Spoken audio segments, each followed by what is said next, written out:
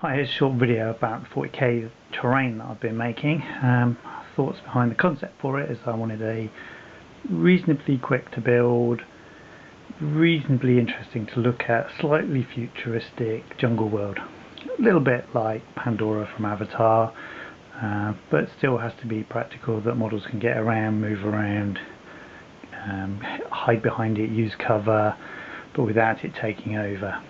And to do this I got a bunch of elements, so if I just clear some space. These included some driftwood from the beach, some of this aquarium material which you'll see about, so nice and cheap off eBay, trim it down, different colours, ready to go.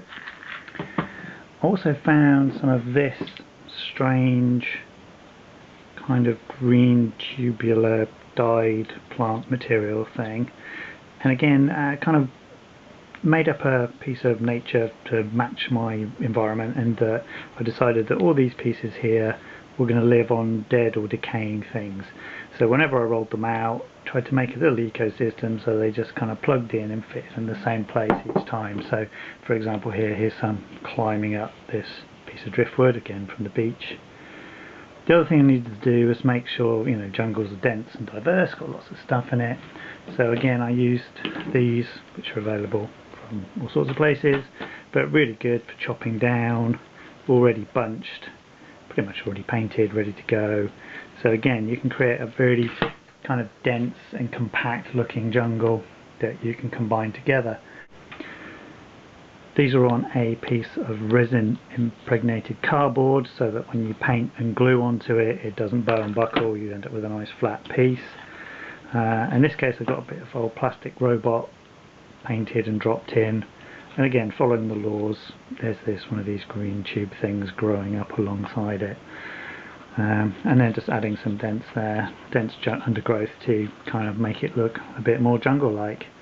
Other pieces I've got include some really tall bits to add some scale to it. I still want to make some more really, just add some centerpieces but without taking it over. Everything's generally hot glued on. Then I've got a tub of premix which I use, which is a combination of PVA, emulsion, bit of acrylic and some sand, and I can just dollop that on and that will always just kind of come up nice as a base coat and seal it. Here's another piece, again just trying to concentrate some of the groups of foliage together so it looks like their sort of habitat. And then you've got a piece of driftwood here which is just a nice height for everyone to line up behind and use as cover. Things like jungle, and we got forests and stuff. One of the things I've done here is kind of base things up in semicircles. So what we can do is we can say we've got a wood or a big chunk of jungle, we can get two semicircles together, put them together, and what you've got is cover all the way around but room inside to put your models facing out, so it's clear where the actual cover is, but you're not having to balance models on bits of foliage.